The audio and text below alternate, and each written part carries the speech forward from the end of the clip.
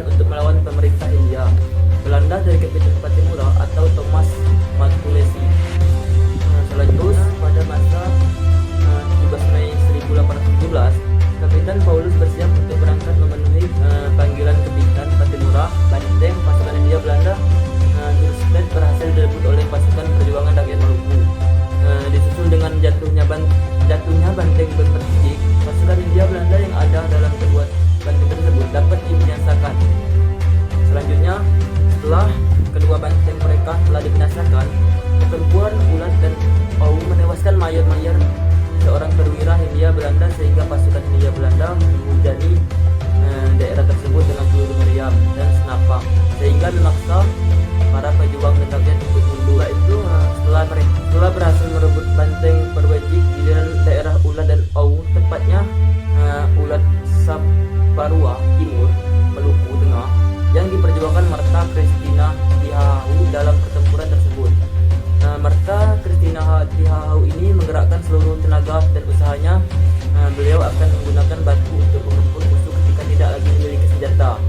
Selanjutnya, tidak cukup dengan itu, pasukan Hindia Belanda menggerakkan kapal-kapal Galuh untuk merebut kembali banteng Berpertijik ini. Dengan kegigihan pasukan rakyat Maluku, banteng Berpertijik berhasil dipertahankan. Christina terus memberikan semangat kepada pasukan Nasa Laut untuk melawan pasukan Hindia Belanda. Setelah itu, akhirnya tipu muslihat ini berhasil pada 10 November 1817. Banteng Berpertijik dikuasai pasukan Hindia Belanda. Pasukan Hindia Belanda pun melakukan penangkapan termasuk Kapitan Paulus dan Kapitan Patimura. Pasukan Hindia Belanda ini menghukum tembak para kapitan termasuk ayah dari Christina, Kapitan Paulus. Pemerintahan Hindia Belanda memaksa seluruh rakyat Nusa Laut untuk menyaksikan eksekusi agar mereka tidak berani dan melancarkan perlawanan. Sementara itu, Christina berhasil melarikan diri. Dan setelah itu, mungkin karena sulit ditaklukkan, usaha terakhir Hindia Belanda untuk merebut banteng Berpertijik adalah melakukan tipu muslihat. Pasukan Hindia Belanda mengusulkan seorang guru bernama Sosalisa untuk memasuki banteng.